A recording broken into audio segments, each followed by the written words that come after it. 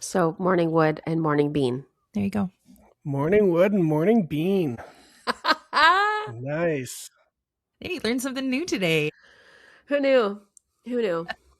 We are back for another episode of the Kingdom Sexuality Podcast. I'm Alana. I'm here with Kyle and Tira as per usual. And if you're new here, we are friends who love tackling the hard questions around sex and marriage, all from a faith-based Christian perspective. Because yes, Christians can talk about sex too. Today, we're diving into just a general Q&A episode. So we haven't really gone through them to read through them thoroughly to know exactly what we're going to say. So it's kind of fun doing them like this because you get our authentic responses to these. Better not be any like super hard ones. Yeah, I know, right? So we're really excited about it. So quick shout out to the patrons who are listening. Thanks for supporting the show. I've been bombarding them with messages and questions and things lately. So if you want to join them, become a patron, grab freebies, see hump day positions, help shape future episodes, you can do that at patreon.com/kingdomsexuality. So welcome here. The verse I chose for today is Romans 5:1. Therefore, since we have been made right in God's sight by faith, we have peace with God because of what Jesus Christ our Lord has done for us. Just an all-around great verse. All right, before we dive into the episode here, we're going to quickly pause to listen to one of our sponsors. Okay, our first question is, I think men should accept women having body hair. My husband wants it all shaved. Discussion. Ooh. Maybe move to France. You'll see it there. Yeah, that's a hard one. I mean, yeah, it would require a whole culture change. So sorry, the husband wants it gone and she wants to keep it? Yes, she is. She and I thinks assume men we're should talking about accept. pubic hair, right? Not like shaving our legs or stuff like that? I'm assuming legs, I'm armpits, assuming Oh, all of okay, it. okay. Just body hair. Yeah. Women having body hair.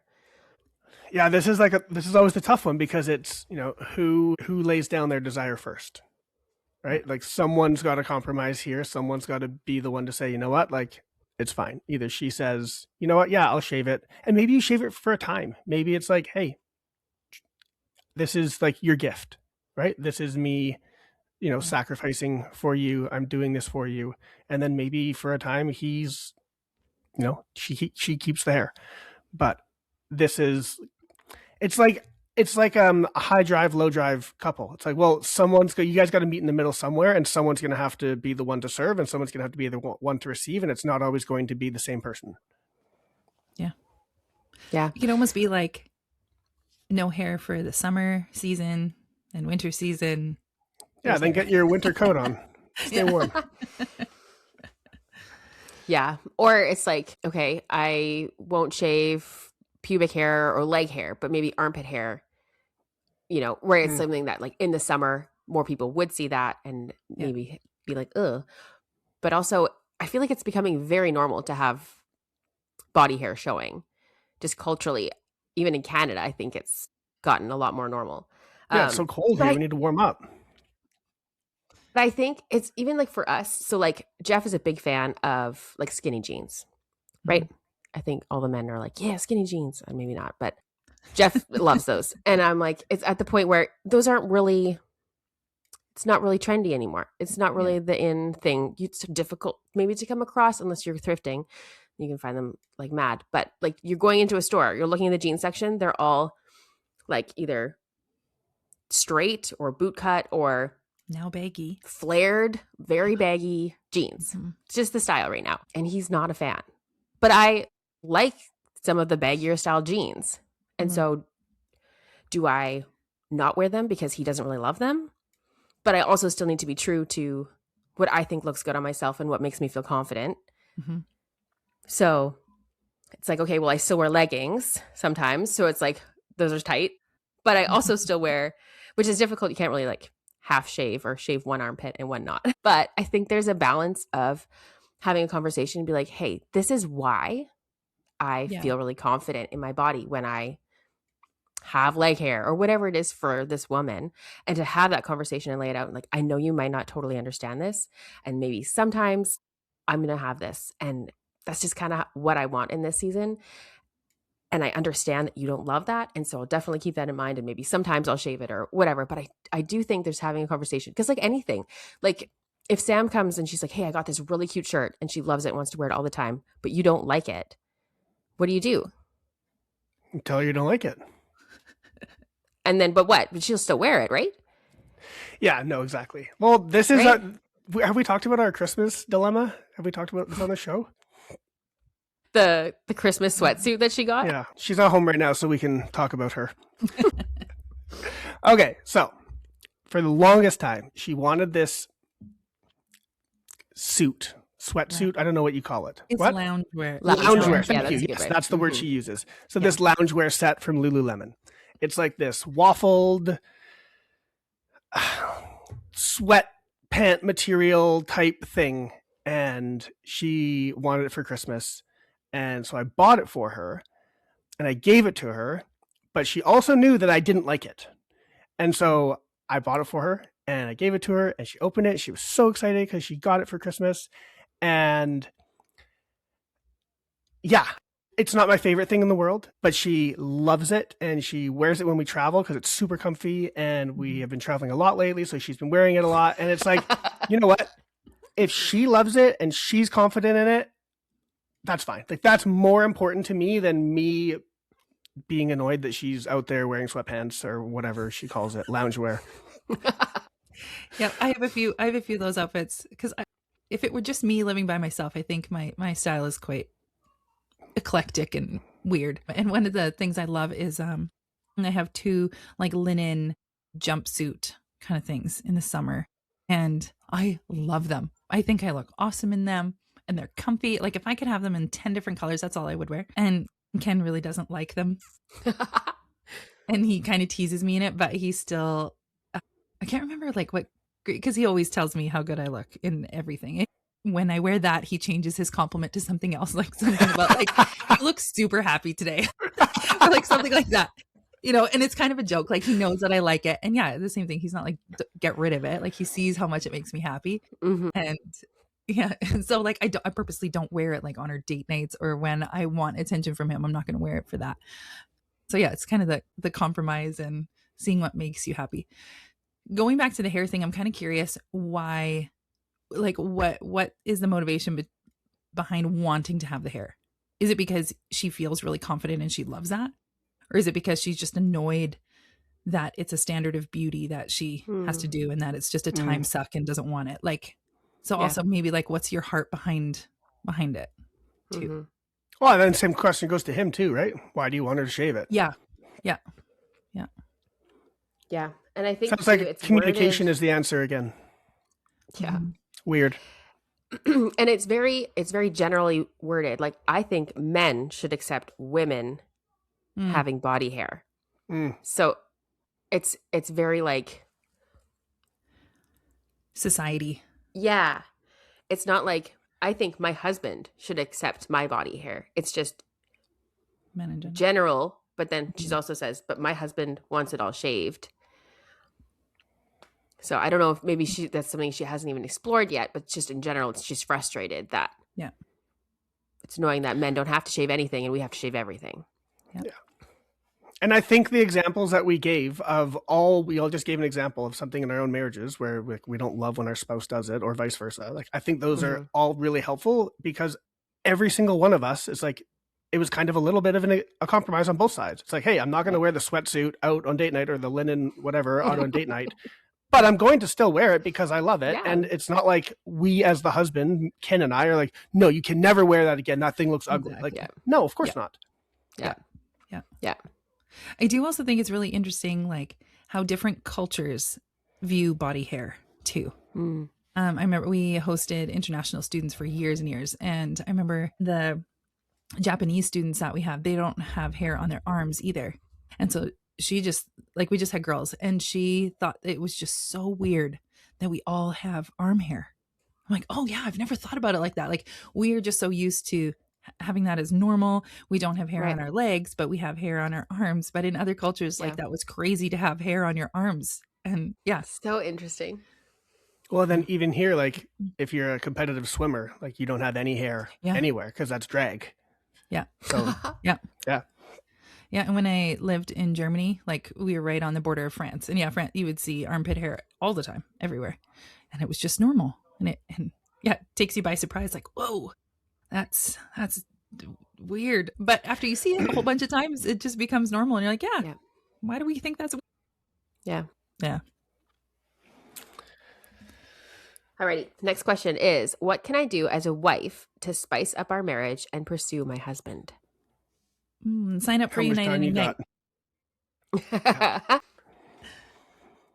I mean, we have a bajillion resources on this. We have a free 5 ways to spice up your sex life on our website. Just go to our website, kingdomsexualityministry.com, click on the freebies. It's right there, completely free. We'll just send it to your email. And we've done episodes on how to level up your sex life. We've done episodes on how to spice up your sex life. Mm-hmm. We've got resources and sex challenges. Like if you just go to our website, you'll be inundated with resources. So even if you go to the homepage of our website, scroll down a little bit, and it's like, what does your marriage need help with in this season? Yeah. There's one that specifically says spice. And so you can tap on that and it'll show you like the spice kind of episodes where we talk about sex toys and oral and all these other things. And then there's also our It's Getting Hot in Here sex challenge. It shows that. And then, our freebies. Because I feel like, we've chatted about this a lot in different episodes. I think a really fun one challenge that we have is the His Pleasure. So is that what it's called? Mm-hmm. I always get them mixed up. Her turn. I know. Right? We had done it for a Father's Day one. And so the whole challenge is like, it's meant for the wife to read and do and the husband to be surprised. And so there's like pursuing things in there too. And like, it's not just one act for the evening. Like it goes throughout the day. So that might give you something. Also, there's a good book called The Flirtation Experiment.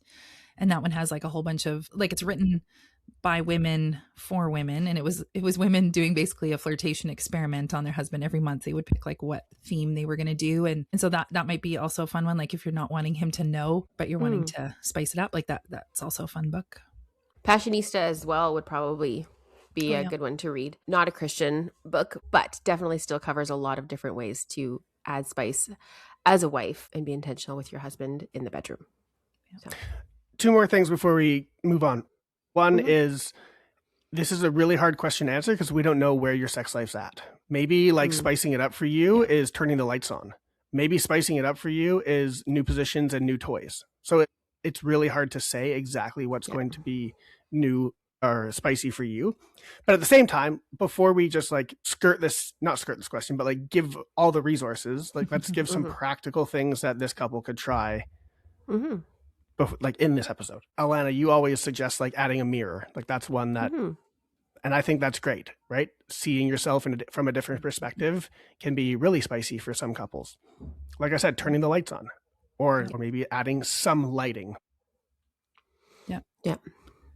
What else? Build some anticipation, do some sexting type things, where it also helps you get in the mood earlier in the day too. Mm-hmm. Just hinting that things are coming, or it might feel weird and awkward at first, especially if you've never done it, but it's kind of fun. I actually saw an Instagram reel the other day of, it was like people filming their husbands as they texted them a sexy text. Yeah. And their reactions were awesome. And you're like, oh man, I should really do that. But yeah, it just builds, it makes them realize that you're thinking about them. Men like to be pursued too. And that's a good way to do that. Mm-hmm. This is where the Intimately Us app is actually really good because they give you daily prompts of things you can do for your spouse. And then they also have the Just Between Us, secure chat app to do what Tira was just talking about. Yeah. To send those spicy texts. Yeah. Even wearing lingerie. So it's, it's similar to the one you were saying, Tira, where it's just getting it in your brain. But if you're like, hey, I'm wearing lingerie under my clothes or whatever, and telling him early on. And I think just because of the question is to, and pursue my husband. So I think it also is very person dependent, right? Mm-hmm. And so thinking okay, what's my husband's love language? Yeah. How can I intentionally speak that to him throughout the day? So maybe he's a words of affirmation person. So you put a note in his lunch kit that says I don't know, do guys take lunch kits to work? But I thinking about you, can't wait to see you tonight, whatever. So you make it a little bit spicy or something, but you're also just calling out hey, you're an incredible provider, or, whatever it is, seek it out and then challenge yourself. Because especially if it's not your own love language, it's going to be difficult for you to try and do that. but it's worth it, and your husband will notice. I think Tira's suggestion was really good. Now that you reread the question, like getting the his pleasure sex challenge would be awesome because it'll definitely take you out of your comfort zone and it'll definitely make him feel loved and pursued. Yeah. All right. Do lift pillows really help? Like the wedge pillow kind of things. It all depends on your anatomy. Yeah. I would say. Before buying on one, I would try with your regular pillows. So take your regular pillow. Like typically this is for some position where the wife is on her back. So put the pillow and bulk it up as much as you need. Either fold it in half or get two of them or whatever, and put it right under her hips. Not under her butt. Go a little bit higher, like under her hips. And see if it's more enjoyable for one or both of you. Yeah, I definitely think that's the easiest. Yeah. And then if it works, then go to Mary Dance and buy one of the actual wedge pillows or the lift pillows. Yeah, I know Christian Friendly Sex Positions website. I'm pretty sure because you can search up positions by category, and I'm pretty sure they have, I don't know what it's called, wedge. Yeah, often the positions will show a little square, like triangle or whatever shape to show ways you can use. It'll say, we recommend using this position or with this wedge. So I think you can search it by that category. So you can see all the positions. So then you can try it out there too, to see is it just for, missionary type positions? No, there's other creative things where maybe you need a bit of a firmer pillow to do that position. Yeah. Than just a regular. Yeah. So we'll take a look at that too and see if that interests you in doing those positions. And then it might be worth it. Mm-hmm. All right. My brother is getting married soon. How to help them feel comfortable to chat with us if they're needing without it being weird for them mainly. We didn't grow up in a household where sex, intimacy, and healthy conflict were discussed. Share this podcast with them and buy the bundle for them. Yeah. So expand. What bundle? So first, the bundle is called Starting Life Together, and it covers everything from engagement to the wedding night to newlywed life.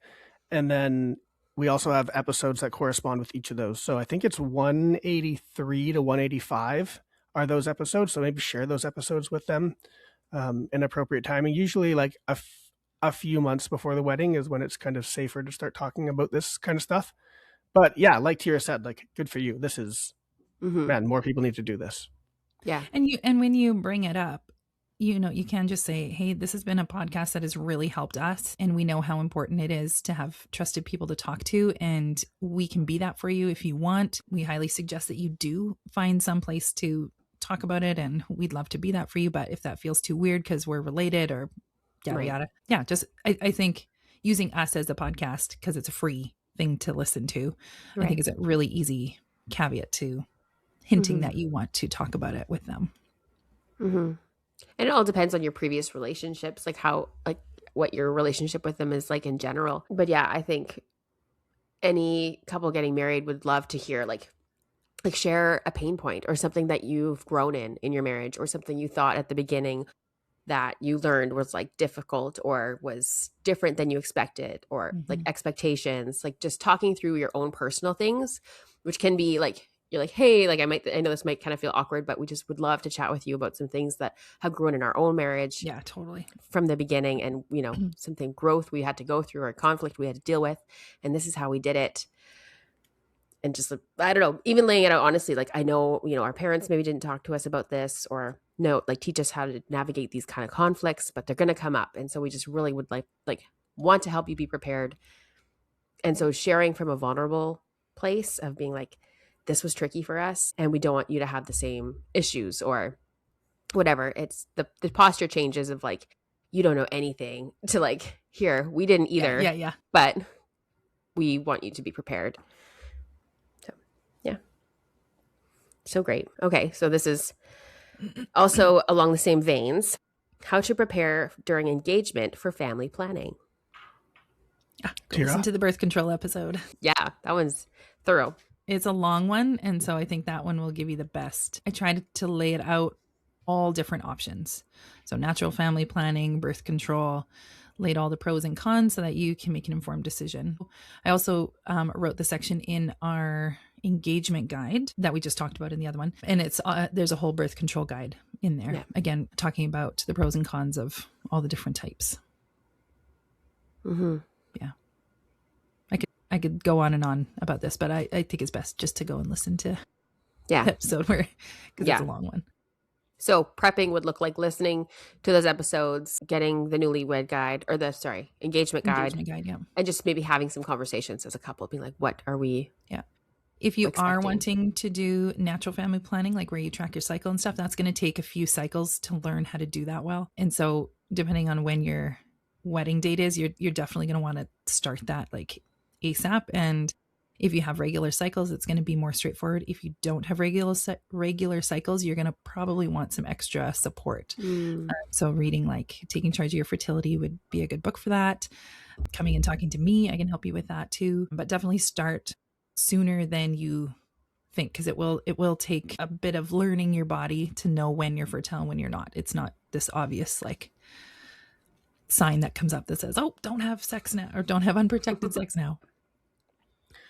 Just in case you guys are wondering, or if you're new here, everything we talk about, links will be in the show notes. So all the episodes that we talk about, all the products, all the resources, all that stuff will be there. So you don't have to like memorize it as you're driving or anything like that. So, but there's going to be episode, a lot listed. Exactly. The birth control episode is, the birth control episode is 167 for those who are wondering. Okay. All right. Is it typical for a husband to give up on foreplay after years of marriage? No. Is it typical? Not, no. I would, there's a reason. There's some things, there's a reason that he is just, like, giving up is very specific language to use here. If I'm not reading too much into it, but like giving up is basically like he's either putting no effort in or he's frustrated that you're not getting turned on, or like there's a reason that he feels like he needs to give up on foreplay. Which is too bad. And it sounds like it's a conversation you guys need to have. And don't discount bringing in like a professional third party, like a counselor or a sex therapist or someone. Yeah, for sure. Yeah. Yeah. To be able to express like, hey, this is actually really helpful for me, or this would make sex so much more enjoyable, or my body needs to be warmed up, and here are some fun ways we could do that. Maybe changing up the language of like, here's the list of things my body requires, to be like, hey, let's try these activities to one, get more connected, have fun together. And then in the meantime, it will also be preparing my body for sex. Yeah. Yeah. And depending on where you're at in your relationship, if you feel like you're a healthy relationship already, then maybe it is like helping, like thinking of this as a team activity, going, I really would like to make our sex life better. And I would like to add some more fun at the beginning. You know, here are some ways that we can do that. Or like something that's not like, hey, you're not doing this anymore. Yeah. You're not prioritizing me anymore. Do it as like, no, we're a team. Let's make the whole part of sex more enjoyable and more fun together. And since we're linking episodes, I'll also add the foreplay episode, because we shared tons of ways to have fun in foreplay in that episode. We chatted about a lot of things. Yeah. So that one would also maybe be a good listen together. Yeah. 159. Thank you. Because it was very thorough. This might be helpful. Yeah.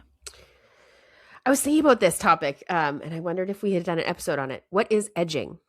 I don't think we've done a straight edging episode, have we? No. I think it came up in a previous Q&A. I know we've talked about it, but no, we have not done a specific episode on it. Do you guys want to go, or you want me to take it? Go for it. What is edging?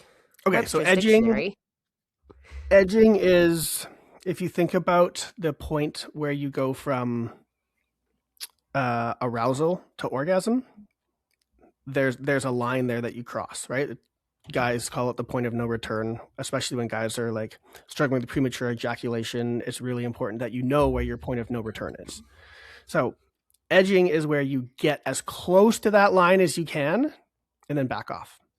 And so, and couples will do this multiple times in one like sexual experience, because it really can build for when you actually cross the line and experience orgasm. It can heighten the orgasmic experience, let's say. That's basically. Yeah, I definitely remember us talking about it, because I remember you saying something about pinching. Oh yeah. If you pinch his scrotum, it can help him back off the line. That just sounds awful. And I'm pretty sure that was the hook I used at the beginning of the episode. Nice. Yeah. So I'll find out which one of that is, and we can put it in here too, because we definitely have chatted about it before. Yeah. I don't know if we'd have enough content for a whole episode. I was just going to say that exact same thing. Like, we pretty much just covered the whole episode right there. Yeah, that's fair. Yeah. So it means knowing your body well and that you're both orgasming. Yeah. In order to do it. And it is a really good way to know your body, especially for the men. If you are struggling with premature ejaculation, this is literally how to overcome it, is by practicing this with your spouse. And so you can do it yourself by basically like masturbating and getting yourself to that line, but it's way more fun and way more effective to do it with your wife, neuroplasticity, all that kind of stuff. But basically, this is a good way to do this together. And this is a way for wives to serve their husbands in helping him overcome this issue, because it's going to benefit both of you. Love it. Do you all feel like there is more divorce among married couples in the last few years? Okay, I'll go first. So we own a couple homes and then rent them out. Well, bougie. So my husband, Jeff, is like the landlord guy, but it's been very interesting when people leave and you go through, trying to find new tenants. I have been shocked at the amount of people coming to look at different suites where it's, a dad and his kids, and they're recently separated and they had to leave their house. Like, so to me right now, it feels very pronounced. Like, it feels like blended families or separated families or divorced families feels very, very, very common. Which I don't know stats and if it's actually on the incline or if it's not, if it's on the decline, but just it's interesting how it doesn't take much to shift your perspective to see it. Oh, yeah. And so all of a sudden it was like all these applications coming in were like separated or divorced, and I have my kids this many days a week, and then my wife has them this many days a week, or ex-wife, whatever it is. So in my own like circles, no, but looking out a little bit further, yeah, I can see that it's definitely, as we know, like it definitely still happens, which is super sucky. So, but what about you guys? Just this week, we heard of two couples, Christian couples, that are either going through a divorce or on the verge of divorce. So I would say that, yes, in our own circle and just in conversations we're having, like it definitely seems like divorce is more prevalent and maybe more accepted amongst the Christian community. Not like the community at large, I would say, but like I'm finding more Christians are becoming like they're seeing divorce as the best option for them in their situations and going through with it. And I don't know the ins and outs of all this, so I'm not going to say like, Christians go get divorced or not. Like that's not the conversation we're having here. But yeah, in our own circle, I would say that there's more of it than I would think there should be, or than I would expect there would be. Yeah.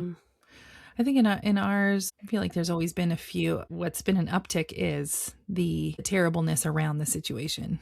I feel like where one spouse is like something is wrong, like there's a mental issue and things are really bad. So that has been a bigger thing in our smaller circle, which has been hard. Yeah. Yeah, I don't know. To me, I feel like it's kind of been the same. There hasn't been like an uptick in our, but yeah, I would agree that it seems to be definitely a more normalized thing in the last, for sure, even like 10 years. Yeah. We, I just lost what I was going to say. It'll come. Hold on.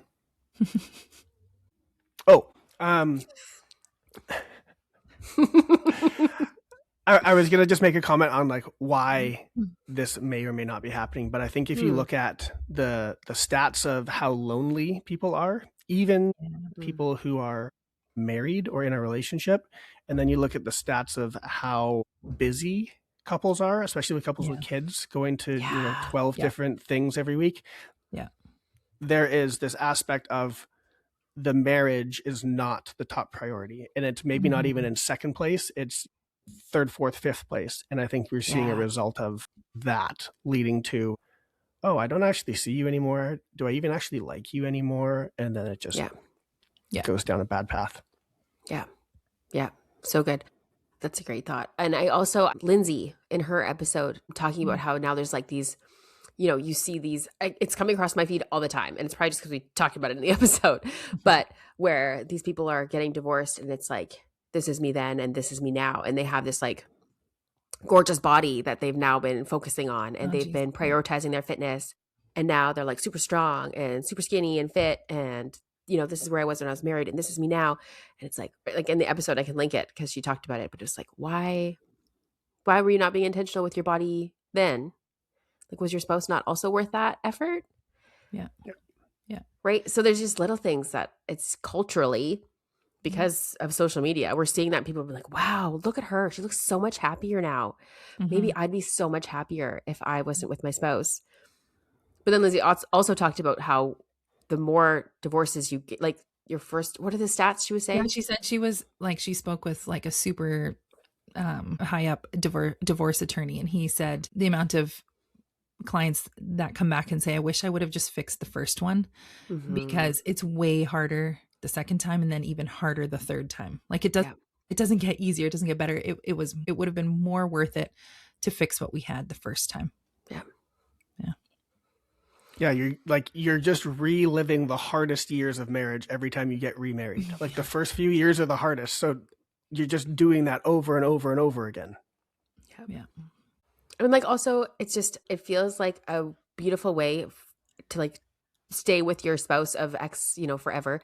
Like to be a light on a hill to families around you. Cause it feels like it's so uncommon right now that it feels like a beautiful way to be like, yes, the Lord is so faithful. And this is, I mean, obviously not saying like, if you've been divorced that you don't have that story. Yeah. But it's just also because it's not as common as it maybe once was, it speaks volumes, I think, to be a marriage that's lasting. Yeah. I say this all the time with my friends and family whenever this comes up, but it seems like staying married is very difficult. Yeah. Which is a sad thing to say, but you look around you and everyone here, everyone listening has a story of to back that up. Marriage was hard. All right, last question. Why men have morning erections? Does it always happen? It happens a lot, and it has to do with the way that blood flows through our body when we sleep, because you get erections in your sleep because your penis needs blood to stay healthy and maintain good penile health. But yeah, if you read the penis book, Dr. Spitz talks a lot about it and how it's really healthy for you to have erections while you sleep and how most guys do. And then in the morning when you wake up, you might end up being just in one of those cycles and you've got an erection when you wake up. Men's testosterone is also highest in the morning, so that might have an effect on it. But yeah, I mean, if you're worried about this being a thing and you're thinking it's like not normal, like no, it's totally normal. And actually a sign of health. Yeah, exactly. Yeah, exactly. Like it's important. And actually women have it too. We just don't see it. Fun fact. Lady erections. Mm-hmm. Clitoral erections. Just, blood flow to the area. Yeah. Yeah, the clitoris is made up of erectile tissue just like the penis, so it can become swollen and firm during sleep and on waking, sometimes nicknamed morning bean. During REM sleep, blood flow to the genitals increases, and in penises it shows up as visible penile erections, and for women it shows up as clitoral and labial engorgement, often with increased lubrication. These changes are usually reflexive and tied to sleep stage, nervous system activity, and hormones, not necessarily having sexual dreams or consciously feeling turned on. Of the clitoris is internal, many women don't notice this as clearly as men notice a penile erection. but physiologically, it's the same basic erection mechanism happening in homologous tissue. Homologous. Homologous tissue. There you go. So morning wood and morning bean. There you go. Morning wood and morning bean. Nice. Hey, learned something new today. Who knew? Who knew? Here you go. Perfect. Let's end on. I was trying to think, like, what's a funny way to end that with? Yeah. Cool. Enjoy your mornings. Yeah. All right. Well, I will close this off in prayer. Dear Lord, thank you that we can chat about all these different topics, and just the way you've made our bodies is so good. And Lord, we ask if there's couples that are navigating tricky things, whether it's like, I don't know, think back to the conversation of divorce and just having conversations in general. We ask that you would just be so in the middle of these conversations, that your spirit would be leading, and that you would be putting positive influences in every couple listening in their paths, that they would feel supported by those around them and by you. And so we ask you would bless everyone listening today. Amen. Amen. Hey friends, thank you so much for listening to today's episode. If you like our content, please like, review, and subscribe wherever you listen to your podcasts, and tell your friends too. Thanks so much for journeying with us today as we tackled the hard questions and dive deep into godly intimacy. Make sure you follow us on Instagram to see more of our content, and check the show notes for any links we might have mentioned in today's episode. We're so grateful to be on this journey with you, and we can't wait to see you in the next episode.